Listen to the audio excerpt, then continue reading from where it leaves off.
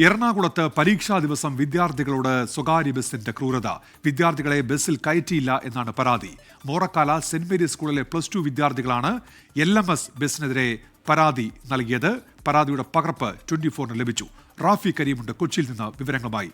റാഫി, എന്താണ് പരാതിയിൽ ചൂണ്ടിക്കാണിക്കുന്ന കാര്യങ്ങൾ? റാഫി,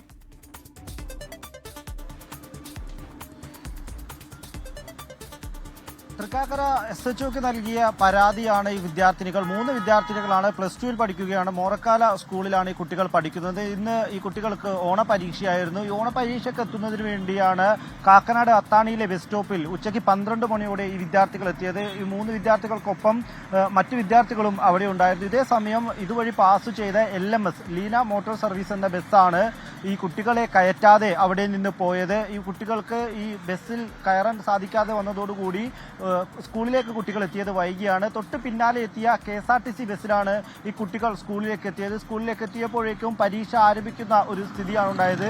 ഇതിന് പിന്നാലെയാണ് ഈ വിദ്യാർത്ഥികൾ പോലീസിനും ഒപ്പം തന്നെ മോട്ടോർ വെഹിക്കിൾ ഡിപ്പാർട്ട്മെന്റിനും പരാതി നൽകിയിരിക്കുന്നത്. ഈ ബസ്സിനെതിരെ നടപടിയെടുക്കണമെന്നാണ് ഈ വിദ്യാർത്ഥികൾ നൽകിയ പരാതിയിൽ പറയുന്നത്. ഈ ബസ് ഇത്തരത്തിൽ വിദ്യാർത്ഥികളെ മാത്രം കയറ്റാതെ പോകുന്ന ഒരു സ്ഥിതിയാണുള്ളതെന്നാണ് ഈ പരാതിയിൽ പറയുന്നത്. ഇതേസമയം ഈ ബസ് അത്താണി ബസ് സ്റ്റോപ്പിൽ നിർത്തിയിരുന്നു. എന്നാൽ വിദ്യാർത്ഥികളെ കയറ്റാൻ കൂട്ടാക്കിയില്ല. അവിടെ ഉണ്ടായിരുന്ന മറ്റ് യാത്രക്കാരെ കയറ്റിയതിനു ശേഷം ബസ് വിട്ടുപോവുകയായിരുന്നു എന്നുകൂടി ഈ പരാതിയിൽ പറയുന്നുണ്ട്. എന്തായാലും ഈ കുട്ടികളുടെ പരാതിയിൽ പോലീസും ഒപ്പം തന്നെ മോട്ടോർ വെഹിക്കിൾ ഡിപ്പാർട്ട്മെന്റും അന്വേഷണം ആരംഭിച്ചിട്ടുണ്ട്. ഈ ബസ്സിനെതിരെ നടപടി ഉണ്ടാകുമെന്നുള്ളതാണ് നിലവിൽ മനസ്സിലാക്കാൻ കഴിയുന്നത്. നാളെ ഇതുമായി ബന്ധപ്പെട്ടുള്ള വിശദമായ അന്വേഷണത്തിലേക്ക് കടക്കാനാണ് പോലീസും മോട്ടോർ വെഹിക്കിൾ ഡിപ്പാർട്ട്മെന്റും തീരുമാനിച്ചിരിക്കുന്നത്.